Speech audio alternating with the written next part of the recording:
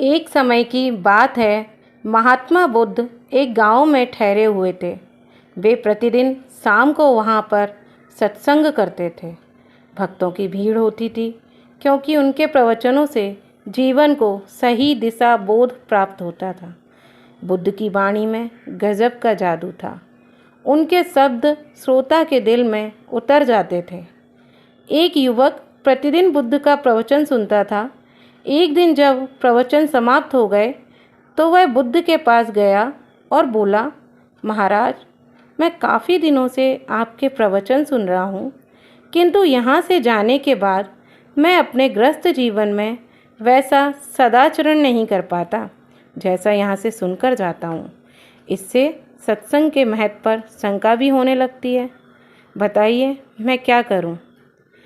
बुद्ध ने युवक को बांस की एक टोकरी देते हुए उसमें पानी भरकर लाने के लिए कहा।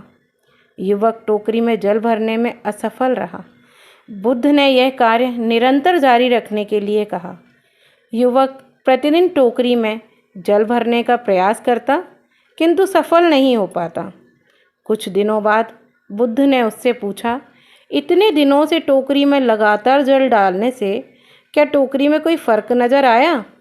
युवक बोला, एक फ़र्क ज़रूर नज़र आया है। पहले टोकरी के साथ मिट्टी जमा होती थी, अब वह साफ दिखाई देती है। कोई गंदगी नहीं दिखाई देती और इसके छेद पहले जितने बड़े नहीं रह गए, वे छोटे हो गए हैं। तब बुद्ध ने उसे समझाया, यदि इसी तरह उसे पानी में निरंतर डालते रहोगे तो कुछ ही दिनों में ये छेद फूलकर बंद हो जाएंगे और टोकरी में पानी भर पाओगे। इसी प्रकार जो निरंतर सत्संग करते हैं उनका मन एक दिन अवश्य निर्मल हो जाता है। अब गुणों के छिद्र भरने लगते हैं और गुणों का जल भरने लगता है। युवक ने बुद्ध से अपनी समस्या का समाधान पा लिया।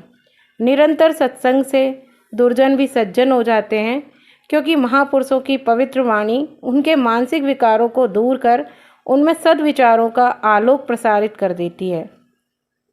इसलिए हमें बुद्ध की इस कहानी से यह प्रेरणा मिलती है कि बुद्ध सत्संग करते थे और सत्संग का महत्व उन्होंने अपने शिष्यों को